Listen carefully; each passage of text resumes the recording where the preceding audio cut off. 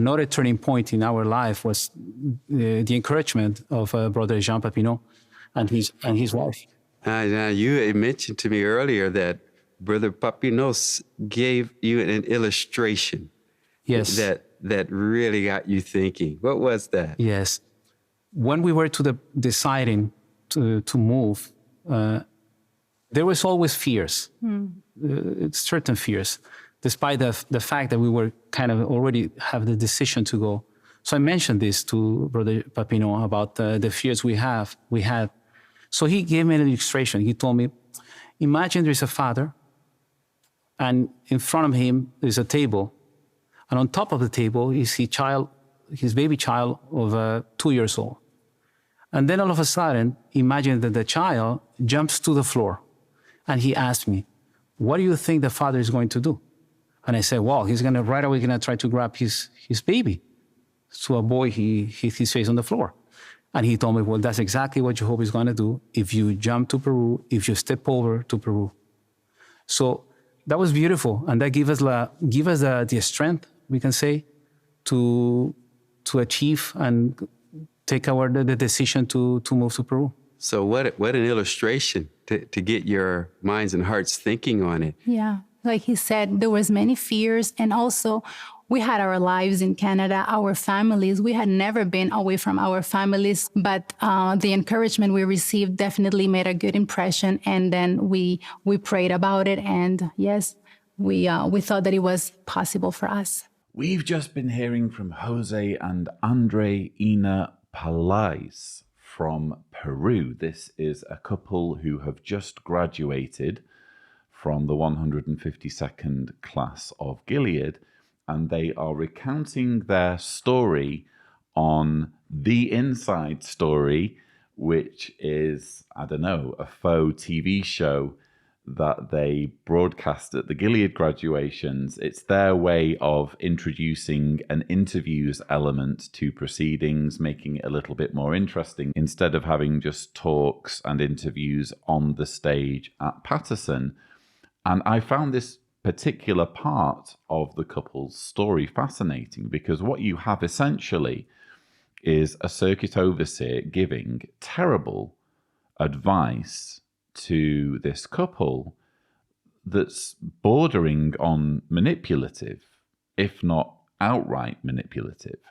He's giving an illustration, and Jehovah's Witnesses, for those of you who don't know, lean very heavily on illustrations, I've noticed. Whenever there's a talk, there always has to be some kind of illustration in there. I remember as a speaker, it's almost like, how many illustrations can I squeeze into my talk? And whereas illustrations are supposed to serve the purpose of making your thoughts clearer to the audience or helping them to understand what you're saying, Jehovah's Witnesses seem to go one step further and rely on illustrations as evidence in and of themselves of the validity of what the person is saying, which is just, it's putting things completely back to front. It's putting the cart before the horse, as you might say.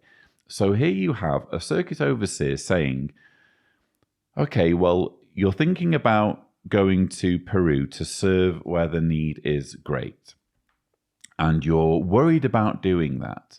But what do you think would happen if a 2-year-old were to try to jump off a table in front of the 2-year-old's father? Oh, well, the father would reach out to grab him. Correct.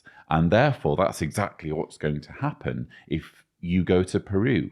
Jehovah's going to jump out and grab you. Well, hang on a minute. Are you saying that going to Peru is like a 2-year-old jumping off a table? I'm not sure that's a valid comparison, do you? We're talking about 2 grown adults going outside of their comfort zone, granted, but still, it's 2 grown adults moving from one part of the world to another. How is that comparable to a 2-year-old jumping off a table? This is the sort of illustration I think you can only give if you just don't have children and don't frankly care that much for children and view the safety of children in a very casual way so that it's just something you can almost joke about or casually, flippantly refer to in illustrations.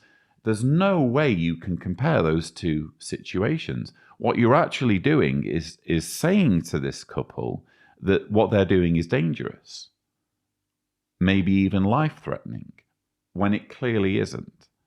So what we've learned in this particular clip is not just how cheesy and superficial and nauseating the propaganda is at these Gilead graduations. We've also learned from this couple who ended up moving to Peru how manipulative the organization is, even in such areas as the advice given to couples by circuit overseers. We've learned that rather than simply being left to make that sort of decision yourself, if you approach certain circuit overseers for advice, you're going to be given terrible illustrations aimed at making you do whatever happens to be in the interests of the organization.